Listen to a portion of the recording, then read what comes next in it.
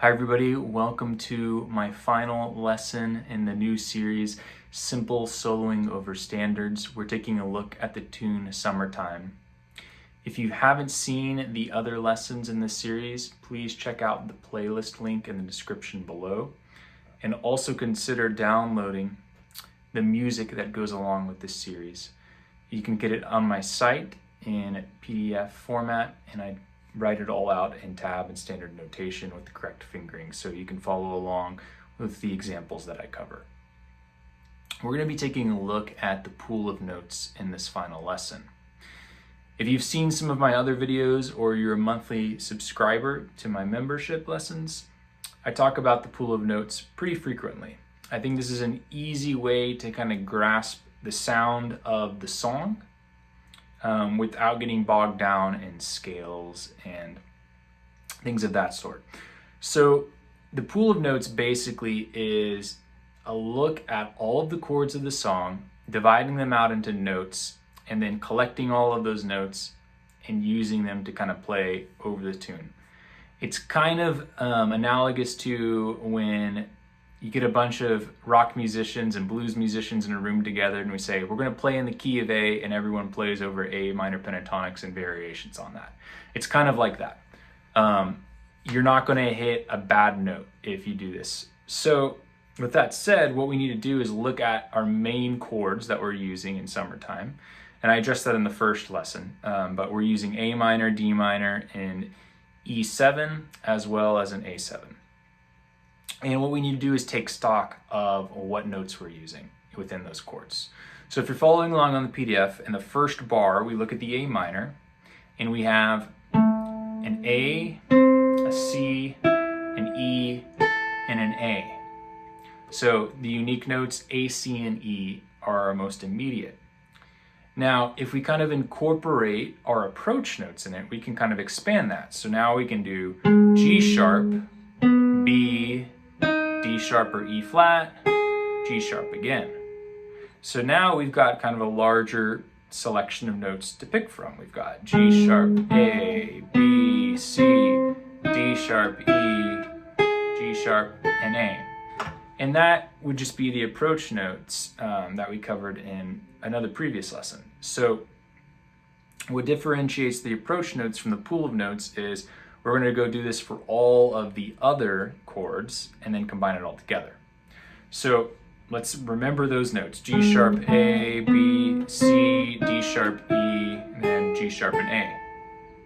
So let's take a look at now D minor. So we've got A, D, F, and A. So the two notes that we haven't played yet from the A minor would be D and F. So we're adding those two notes to the pool. Then when we do the approaches, we have G sharp A, C sharp D, E, F, G sharp A.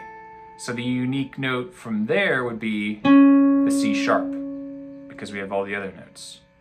So thus far, if we're building up our pool of notes, we have G sharp, A, B, C, C sharp, D, D sharp, E, F, G sharp, and A. Now let's take a look at our E chord. You've got E, G sharp, B, E, and G sharp. We've played all those notes before.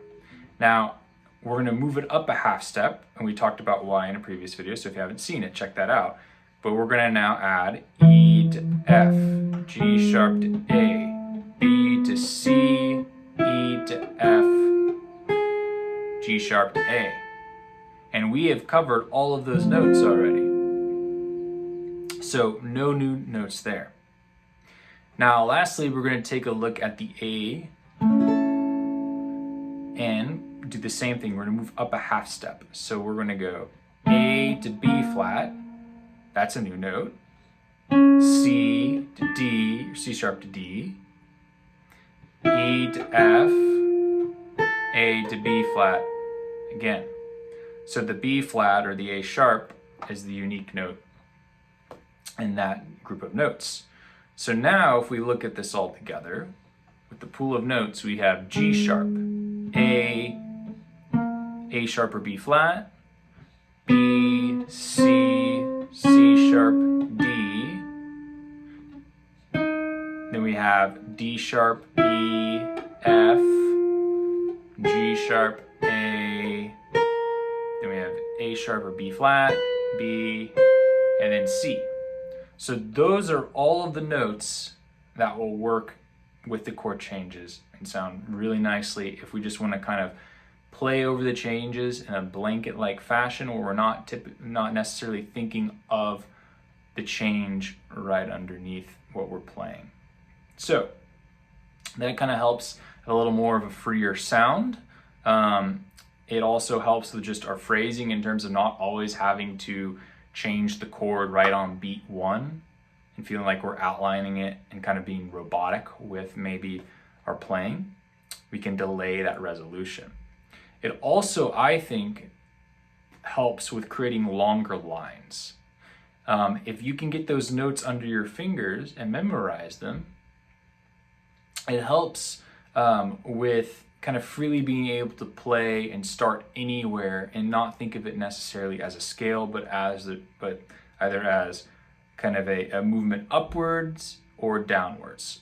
So if I was going to start practicing this, what I would do is just slowly maybe work in mainly quarter notes and add a few eighth notes here and there in the mix, and just kind of quote the melody where we can, and then kind of fill in the space with some lines up and down in between that melody. So that said, I'll show you a little demonstration of that. So if we're playing,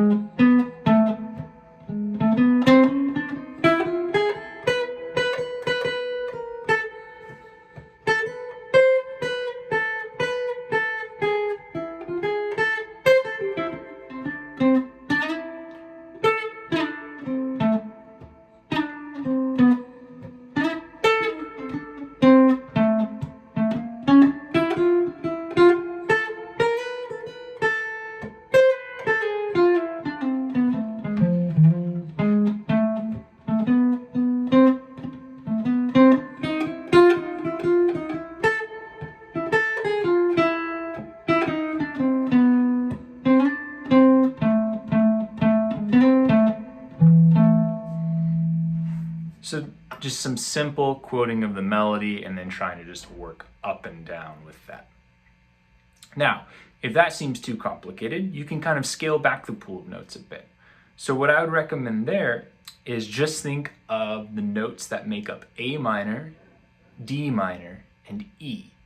So if we do that, we now have G sharp A, B, C, D, E, F, G sharp, A.